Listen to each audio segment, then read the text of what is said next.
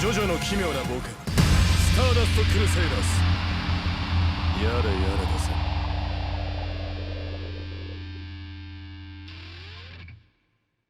Star Platinum, the second stand shown to the readers in the original release of the JoJo's Bizarre Adventure manga in 1989, and with it, the Bizarre Adventure truly started. Hello everyone, my name is TheNadei, and this is the second video of my stand analysis and discussion series. In this video, I will only cover Star Platinum, as there are a fair deal of differences, and otherwise this video might get like an hour long. Star Platinum the World will be discussed on a later date, don't worry. Do note please that Star Platinum the World is merely a technique Star Platinum uses, and later it also gets turned into its name. But for the most part it's simply considered an ability. But I will use it to cut down on this video's overall length. I will cover the origins, design, personality, stand stats, abilities, appearances and trivia. But now, let's not waste any more time and let's get into Star Platinum's origins.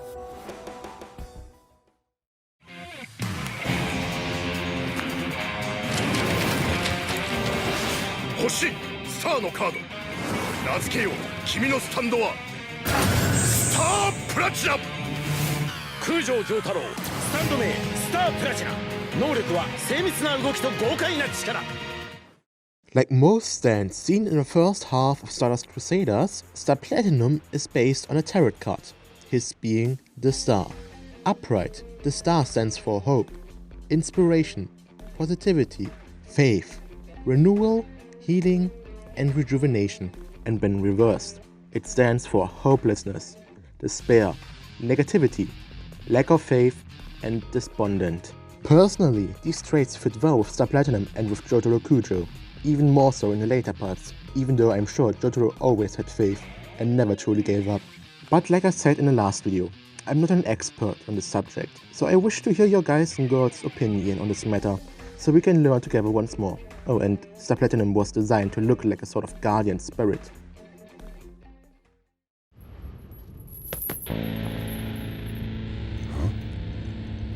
Ah, so at last it reveals its full form to us.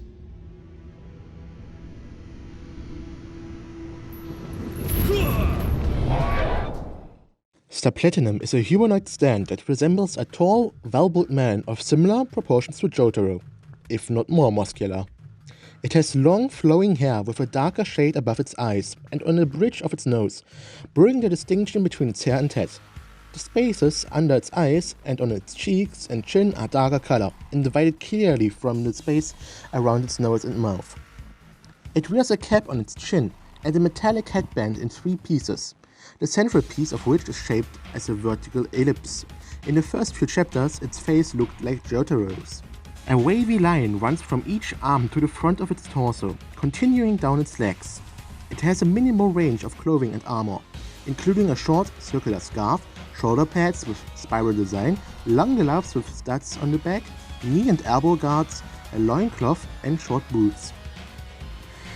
Its shoulder pads resemble the ones worn in The Fist of the North Star manga and anime, and the spiral pattern symbolizes the ripple and the concept of infinity, which, if I remember correctly, is another connection to the tarot card The Star. In colored art, its skin is often a hue between purple, blue, green and small bits of gold. The purple version is usually referred to as Star Platinum, while the blue version is usually referred to as Star Platinum the World. But like I said earlier, they are the same stand, which got a slight design set and name change in part 6, but in the anime already in part 4.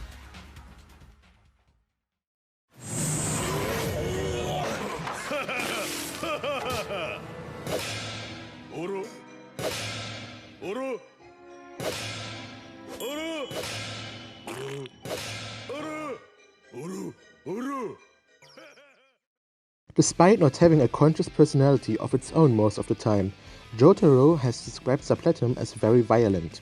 It is silent, except when it throws punches, during which it cries "Ora, ora, ora," loudly and repeatedly. With a relatively human face, it may show hints of emotions by scowling and smiling. Star Platinum does demonstrate a sense of self-preservation, as seen when it halts a bullet Jotaro experimentally shoots at his own head, which probably made Star Platinum realize what a retard Jotaro is for shooting a gun right next to his ear, but oh well.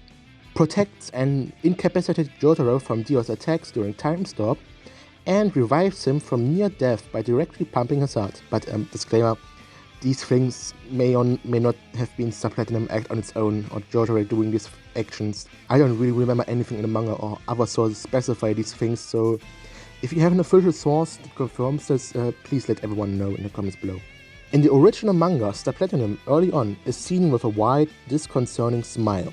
Later on, Star Platinum gains Jotaro's stoic visage, with its future grins only serving to warn the unlucky target of Jotaro's rage, that they are about to experience an unimaginable amount of pain. As you can see, Star Platinum is a bit on the sadistic side of things.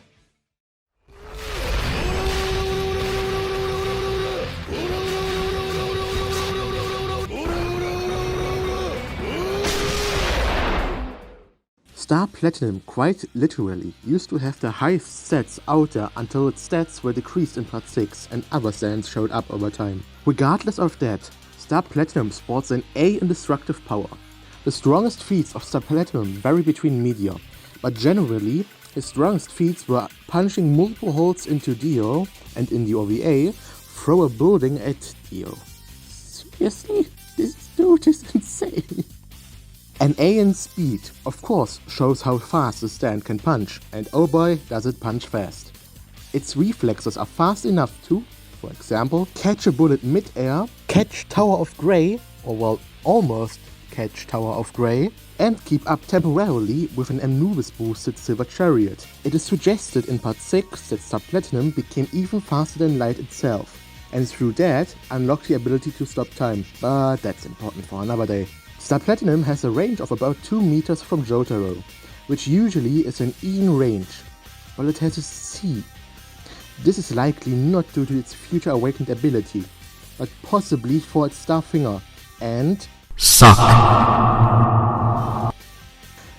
The A in persistence implies that Star Platinum needs only a short time until its abilities can be used again. A in precision is one of Star Platinum's most commonly shown traits, as it was shown to surgically remove an object embedded in a person's skull without ill effect. Catch both a bullet and a minuscule stand like lovers between his thumb and forefingers in mid-air, and create a near photorealistic drawing of a small fly from a dark, blurry photo. Developmental potential is an A, as Star Platinum is essentially a Swiss Army knife, and can use its physical prowess to achieve a great number of things, and of course gain an ability more powerful than all others.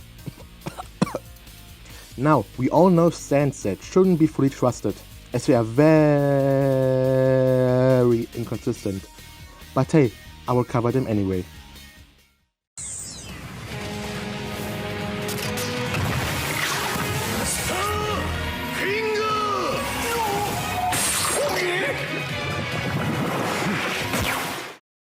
Star Platinum is the personification of a close-range stand, and thanks to its extreme power, speed and precision, it is able to pummel opponents the moment he gets close.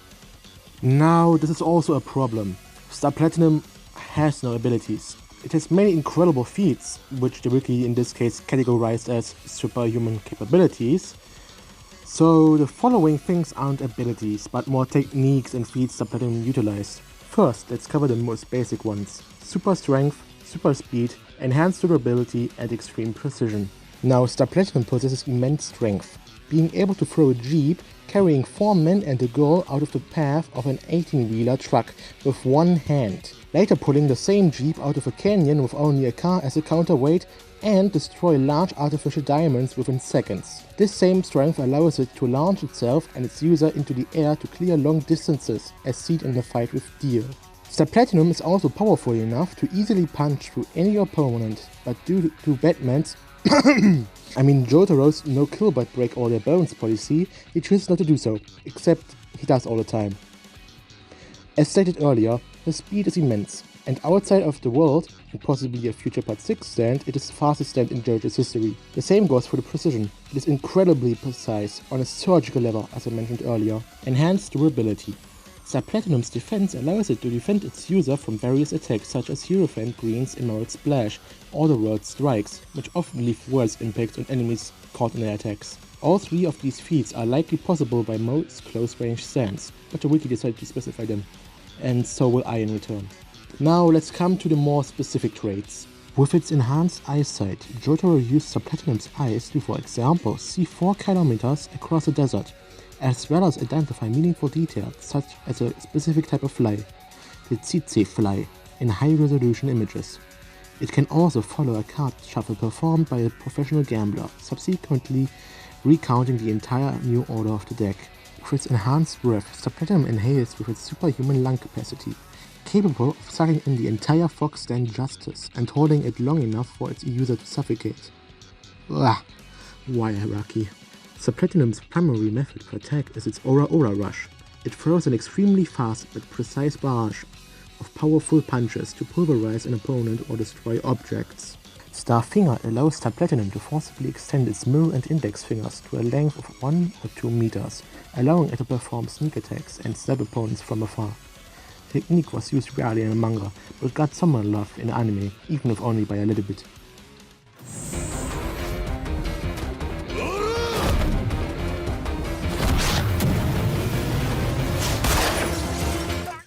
Its first appearance was in the first arc of Stardust Crusaders, JoJo Part 1. Due to the danger Jotaro's evil spirit posed to the people around him, he decided to stay in a jail cell. When his mother Holly and his grandfather Joseph arrive, he shows them why he won't come out. He takes one of the policeman's pistols and shoots himself. Thankfully, his this far unnamed stand catches the bullet. But this still causes him to damage his hearing in one of his ears because this idiot shot a gun right next to his ear. They see that Star Platinum brings him items, and that's totally normal for a close-range stand to do, I guess. He tears off a bit of Joseph's prosthetic hand with his stand, without anyone noticing. And then the clash finally begins. Joseph tells Astral to get Jotaro out of the cell no matter how.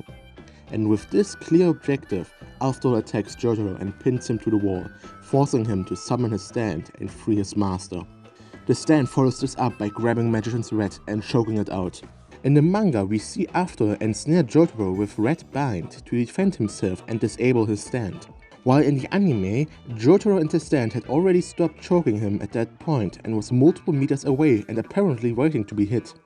This is one of many consistency errors, or possibly a David Productions forgot, but hey, the manga didn't really show the movement of Red Bind either. Anyway, Jotaro summons his stand one final time to bend the cell bars, break them into weapons and launch an attack at Astral. Astral, however, turns around due to him succeeding in his goal to get Jotaro out of the jail cell. And so, Jotaro stops attacking him as well, in a way ending this battle in a draw. Shortly after, when Jotaro goes to school in the Noriaki Kakyoin arc, he uses his stand's arm to hold onto the branches as he tripped from the wound he received after touching one of Hierophant Green's barriers. When Jotaro is sent to the doctor's office at school from the wound he received, he once again encounters Hierophant Green, this time taking control of the school nurse. Jotaro kisses the nurse so he could get close enough and suck Hierophant Green out of her body. Thinking he now has the advantage, Jotaro attempts to knock out Kakyoin, but he actually was simply opening himself up for Hierophant Green's Emerald Splash. It hits him dead on and tears his chest open. To this day, possibly the worst injury Jotaro's stand ever received. In the anime, Jotaro gets attacked by Hierophant's tentacles, which he manages to escape and even find time to launch a table with his stand in the meantime. But shortly after that, he gets caught and wrapped by the tentacles, after waiting to get hit once again. Hopefully this won't become a pattern. Oh. In the manga, however, Jotaro simply summons a stand and deflects the Emerald Splash. The stand grabs Hierophant Green and unleashes a powerful Aura Rush directed right at Hierophant's face, obliterating it and launching it into the ceiling with a punch strong enough to cause damage to the entire surrounding area, ending the fight with a definitive victory for Jotaro. Shortly after that, Jotaro uses his stand to remove the flesh bud from Kakyuin's head with a precision not even a surgeon could dream of. He binds it together and Jotaro destroys it for good. The next day, in Chapter 8 of Stardust Crusaders, called The Power of a Stand, Jotaro and his crew discover a sick Holly on the ground. Afro and Co know what's up and immediately try to find Dio's location, but due to the inaccuracy of Joseph's spirit photography and Dio always hiding within the dark, they are unable to detect his location. Jotaro summons a stand to use its enhanced eyesight on the image of Dio. He spots the black spot on the background and makes the stand draw a detailed image of the spot, which is revealed to be a fly, or more accurately, a tsetse fly. With this hint and Kakuin offering his service to the Crusaders, they prepared for the journey. Jotaro's stand is finally given a name, Star Platinum, which is what I will call it from now on as well, once again. Jotaro poses with his stand and the group at the very end. When the Crusaders board the plane to Egypt, they get ambushed by the Stand Tower of Grey. Jotaro is the first to respond to the threat and sends Star Platinum out to grab the insect. But instead his hand gets penetrated by Tower of Grey's extended second mouth and almost reaches his tongue. But Star Platinum quickly bites into its jaw and halts it. Star Platinum then uses an Aura Rush to destroy the secondary jaw and destroy the assassin, but is able to dodge the barrage. Jotaro loses the fight, but the Crusaders end up winning after Kakuin destroys the pesky invader, and also crashing the plane they fly in. In the Silver Chariot arc, Star Platinum once again pulls out a flesh bud, this time Polaris, adding another companion to the team. In the Dark Blue Moon arc, Jotaro uses Star Platinum to beat the shit out of a shark. Quite excessive, but holy shit! After Jotaro finds out that their captain is a fake, Dark Blue Moon jumps out of the ocean and grabs Annie. He challenges Star Platinum's speed as he jumps down, which ends up with Star Platinum beating the crap out of him mid-air and catching Annie with one arm. Dark Blue Moon placed barnacles on Star Platinum when it hit him, slowly draining his strength and dragging him underwater, where Captain T-Niles Imposter and Dark Blue Moon await him. Jotaro attempts to swim back up, but Dark Blue Moon creates a whirlpool of sharp scales, trapping him below and blocking off the other Crusaders. All hope seems lost for the Crusaders, but he thankfully uses his stand's great physical strength to shoot out his star finger into the opponent's skull, killing him and winning the fight for Jotaro. In the Strength arc, Jotaro finds forever lust over the human girl and hits him across the face, making the Great Ape retaliate, which Star Platinum easily blocks. Jotaro gets thrown across the hallway and is about to get skewered by many shards of glass, but Star Platinum quickly catches all of them mid-air and uses them to punch Forever, who quickly permeates through the ship wall to avoid the attack. Jotaro and Star Platinum get entangled by pipes. Jotaro distracts the ape with one of the buttons on his jacket and shoots his star finger one final time at the enemy, and using his Aura Rush on him, killing Forever and granting him and his team another win. In the fight against Yellow Temperance, Jotaro attempts to punch Rubber Soul, but instead flies out of the cable car, barely able to hold onto a pillar thanks to Star Platinum.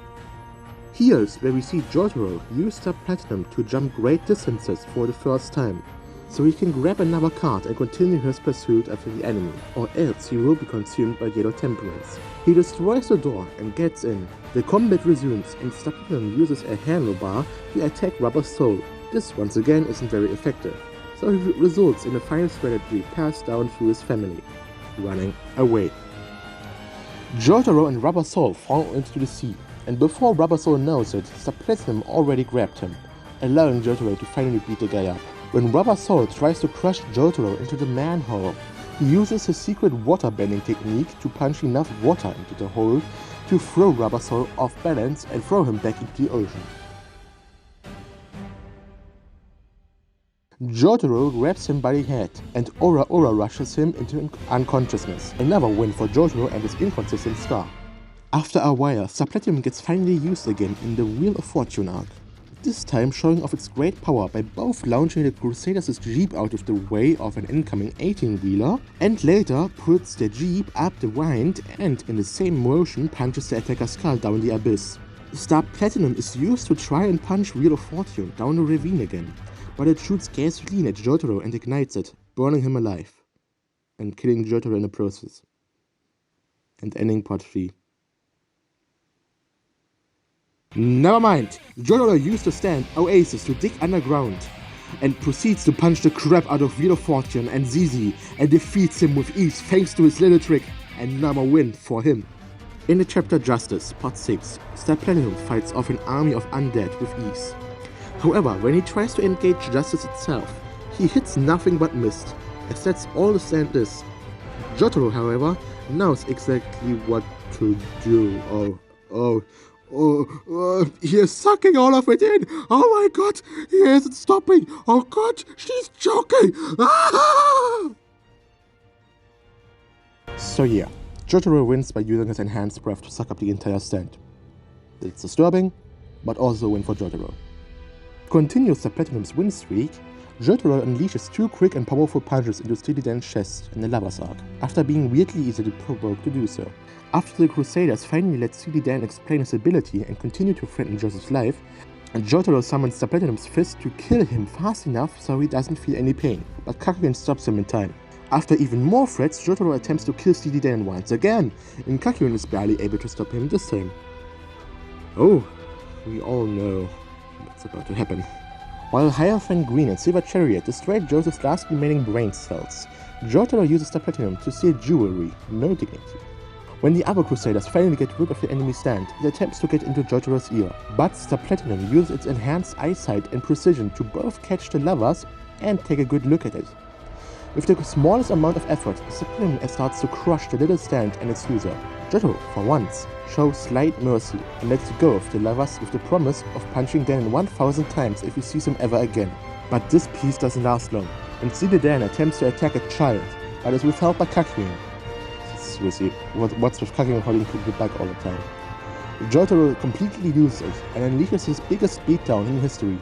1000 punches, 20 uncut seconds of a raw aura rush.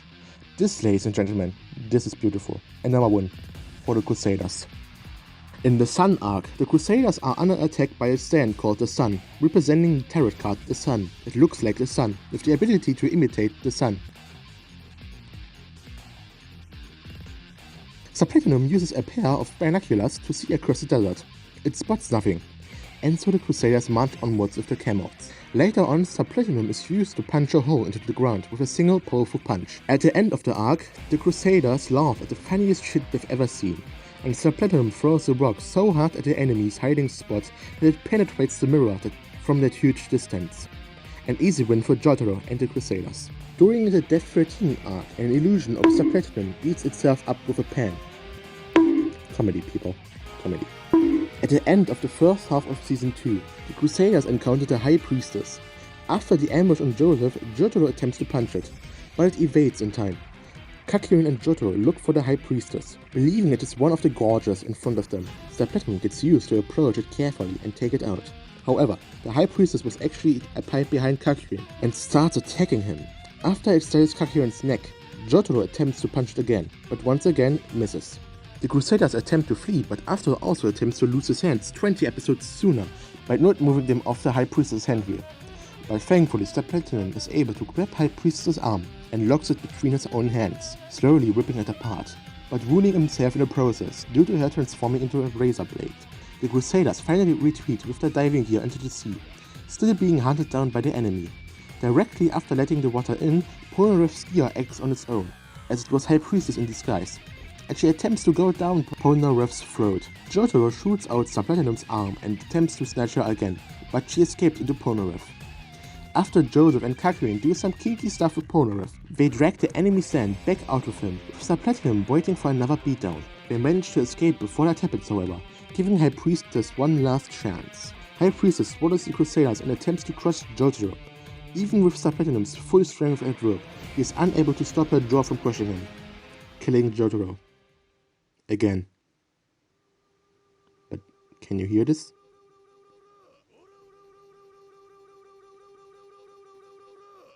Star Platinum rakes her teeth that are apparently as tough as diamonds, even though diamonds are easily broken, like glass. Anyway, Star Platinum goes ahead and breaks all of High Priestess's teeth. The Crusaders flee and finish the arc in this half of the season with another win. Continuing right on with the full Iggy and Gabe Nadul arc, The Crusaders are introduced to Iggy. They also realize how much Araki didn't plan ahead when it came to part 3, but hey, nobody's perfect. JoJo uses binoculars to scout the area, thinking this might be a similar deal to the sun. This may or may not be influenced by Star Platinum's enhanced eyesight, due to Star Platinum simply being next to JoJo. But that doesn't matter, as shortly after JoJo uses the enhanced eyesight again to spot and duel in the desert. And before that, JoJo also uses Star Platinum to do another extended jump, last seen in the Yellow Temperance arc. When Gap shoots towards JoJo, Star Platinum quickly attempts to strike it, but Gap is still able to tear through JoJo's shoulder and penetrates one of the fool's wings. As it moves lower to the ground, JoJo thinks of the only reasonable thing to do: pick up the puppy and throw it at max speed at the enemy. JoJo quickly approaches Sandua in the meantime and waits. They both wait for the other to strike. Whoever hits first wins.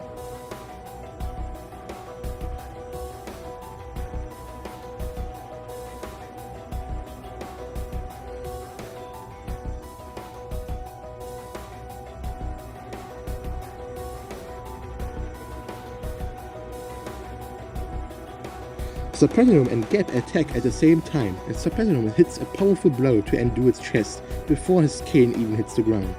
Another one for JoJo and Star Platinum.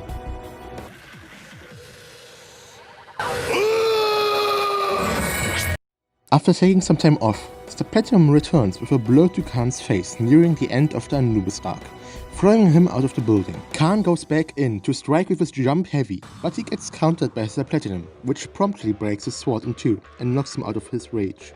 Polnareff accidentally pulls the sword and gets possessed by Anubis at last. He and Star Platinum exchange blows at incredible speed.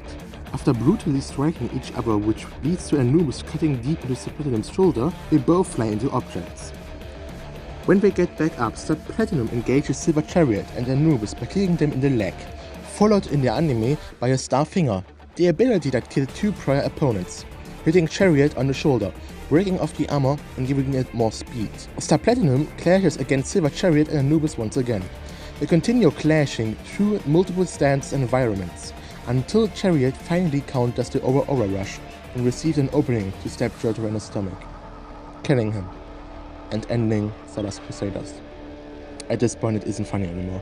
JoJo just punches the embedded blade a bunch of times with Star Platinum, finishing it off with the hilt itself. Honestly, this was so badass, another win for JoJo. JoJo beats the crap out of Alessi with Polnareff, and that's all we see of Star Platinum here. Win for them. Star Platinum is used in the Darby the Gambler arc to check the deck of cards and make it harder for Darby to cheat this game. When he notices Darby pulling another trick, he immediately breaks his finger as a warning and punishment, threatening him that he should have ripped it. Then Star Platinum ignites JoJo's cigarette like a boss, and later brings him a glass of juice, which people believe is a hint at him having stopped time. However, that is not confirmed from what I know. But anyway, JoJo beats Darby with the sheer pressure causing him to faint, winning the battle for JoJo alone. Star Platinum can be shortly seen in the anime episode Whole Horse and Boingo Part 2, where it aids JoJo in dealing with the crashed Jeep. The final arc I will cover in this video is the Darby the Gamer arc. Star Platinum is used here to punch Terrence. However, he predicts Star Platinum's movement using Atom and dodges the attack, dragging Star Platinum and some of the other Crusaders trying to help him deep into Tenora's hex. After entering the enemy territory, all three of the Crusaders attempt to attack Terrence, but halt once he reveals the ace up his sleeve, Atom's hand gripping onto JoJo's soul. While we do see Star Platinum a bunch of times in this arc, it's simply the players resembling Star Platinum, so none of the feats are actually his. Star Platinum is at times shown next to JoJo's head, possibly helping him with the accuracy and reflexes, but we don't know when Joseph exactly started to help him out, so I possibly wouldn't count this. However, we do get to see Star Platinum one last time in this arc, where our good old JoJo uses it to beat Terrence up with his two-handed Aura Rush, defeating this enemy and leading the Crusaders to the final arc. But before they get there, JoJo beats up this man. What gender is this guy, girl, again? Anyway, JoJo shows Star Platinum's amazing strength by punching Nokuzaku through multiple objects without a problem. A win for him, I guess. The following section is about a light novel, The Genesis of Universe, a spin-off light novel created to capture the spirit of Part 3, New Adventure. I should have mentioned this last time, but I won't talk about every single tiny detail in these novels. that will double the length of these videos. I will simply cover 1 or 2 major incidents. If you wish to read the novel yourself, a translation can be found on r/Stardust Crusaders. Anyway, let's get on with it. In the light novel, Joseph managed to bring Satanic Coupler to a halt, and Jotaro charges in, to Joseph's dismay, with a loud battle cry and Star Platinum's gaze filled with a wish of bloodlust. Without any further concern, Star Platinum punches the underside of Satanic Coupler with an aura rush. Each punch lands precisely where it needs to strike, but this isn't it. Star Platinum grabs Satanic Coupler, an actual train, throws it to the side, and continues to pummel it until it cracks and turns to dust. Later, in the quite literal grand finale of the novel, Star Platinum and Jotaro face off against the Egyptian goddess Ammit, or Amu. She was so large that even Star Platinum looked like a twig compared to her. Star Platinum didn't hold back for a second and unleashed a flurry of punches with full force. This, however, was completely futile. Thanks to Joseph and Polnareff's prior attack, Ammit disappeared. History had been altered. The Scribe Ani has been defeated. Star Platinum didn't hold back and beat up the old man with an aura rush, and win for Jotaro and the Crusaders.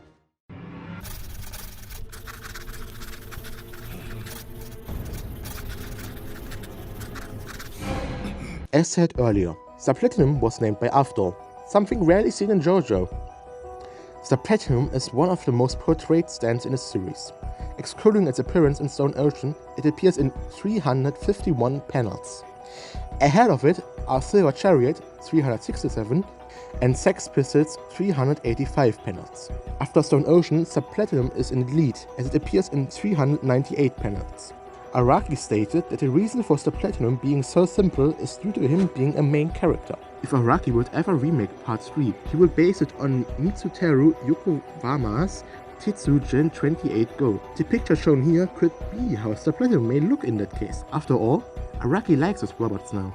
Star Platinum and the world are designed to be opposites to one another. Time Stop versus Extreme Speed. Neat. Alright, that wraps this video up. Thank you for watching. This video took incredibly long to make, as Star Platinum has so much media surrounding it, and I tried my best to get it right.